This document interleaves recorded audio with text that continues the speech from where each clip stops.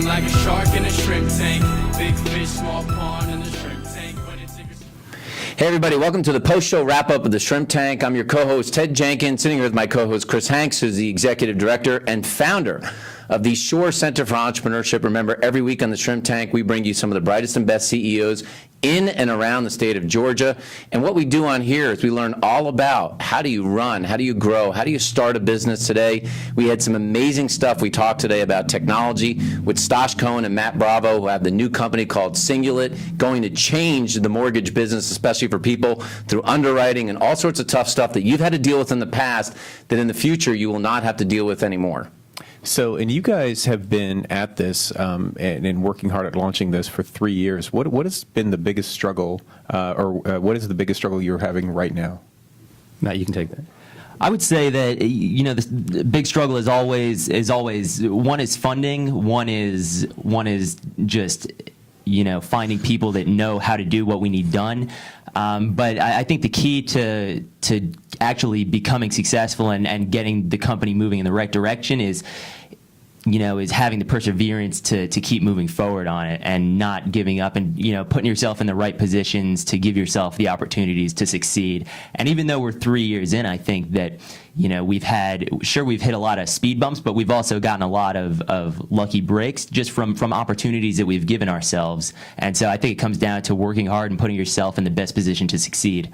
Well, I think you said it. The harder you work, the luckier you get. And, a lot of people that are out there that have regular companies, not only technology companies, there's always this big concern about how much equity do I give away? And especially in a technology company where you're raising money, it's challenging to be thinking about how much equity do we keep versus what do we give to our investors? What would you tell somebody who's watching the post-show wrap-up today about how to raise money but still not get completely diluted away from the dream that you have of building your own technology company? I mean, it's a very good question. I would say that it really depends on how you feel as a whole. Like, what are you comfortable with when you're giving away this equity? If you feel that's wrong later on, you're going to regret that forever. I think it needs to be enough to control the company, but also what feels right in that instance. So, and I was really impressed with your story about how you launched and how you just saw a problem and then immediately did something about it. And I'm just curious, being younger entrepreneurs, like what advice you would give to other young entrepreneurs who, maybe have seen a problem or discovered an opportunity, but they're just on that fence of whether or not they should execute. I would say it's the same situation. You need to just go for the opportunity. I have countless friends who now they see what I'm doing, they try and say the same thing. They're like, oh, hey, Stosh, I found this problem. How would you go about it? And I kind of give them my advice on how we started these companies. But in the end, if you see it and you want it to happen, you need to go out and make it happen. And I'm sure there's somebody in your network who can help you start that dream if you just think hard enough on it.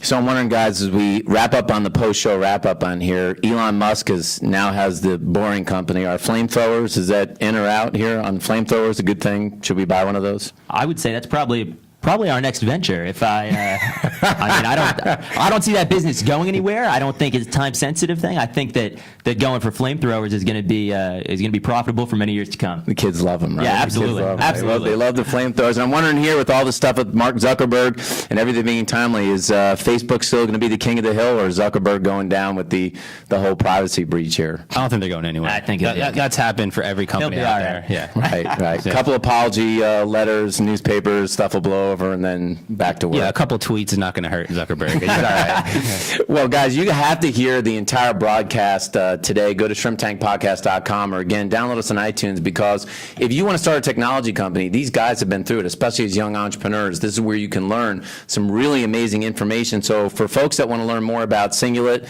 the company, the application that's coming, how can they learn more about that from you?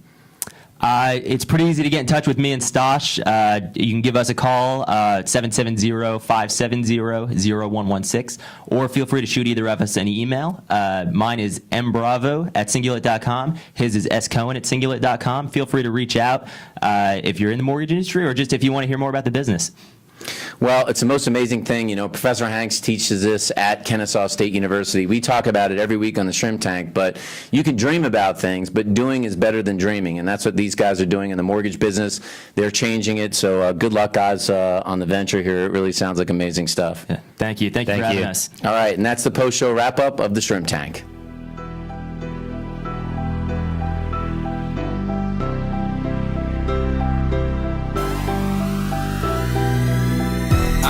Feeling like a shark in a shrimp tank. Big fish, small pond in the